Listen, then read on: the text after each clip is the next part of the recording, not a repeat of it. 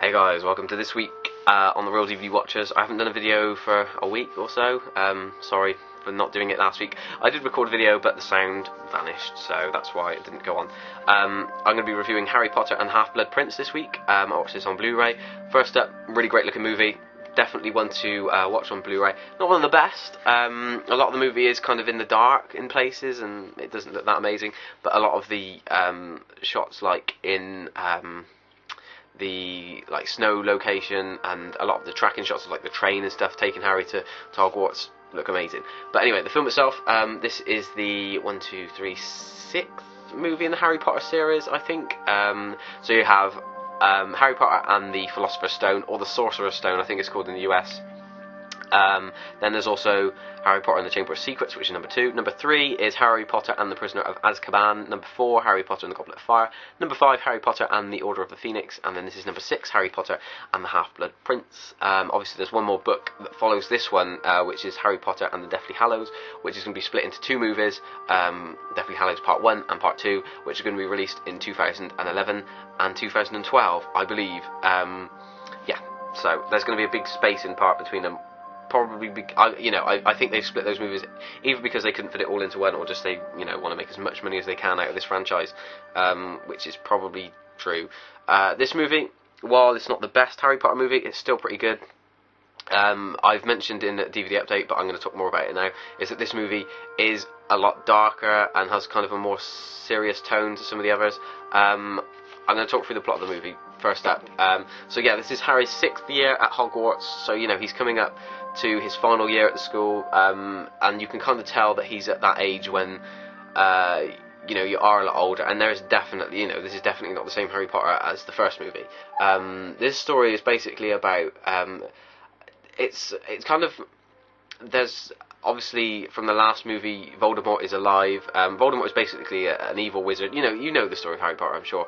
But yeah, everybody knows now that Voldemort's alive and the Death Eaters are around, and everybody's kind of on edge. The movie starts off with Dumbledore, coming to get Harry, and I'm going to turn this down. Sorry, my TV's really loud. Coming to get Harry and taking him to a house where he meets a professor called Professor Slugworth, and Dumbledore kind of wants Harry's help in getting Slugworth to come back to the school and teach, which Harry manages to do, basically because Slugworth is this teacher who takes pride in having a club of students that he believes he can get some kind of reward and stuff. My hair looks horrible.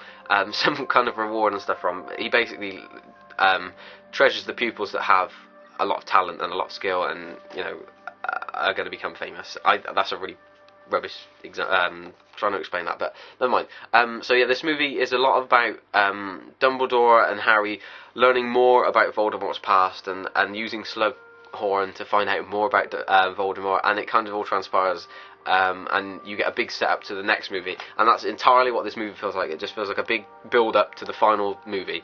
If you haven't heard what happens in the end of this movie by now,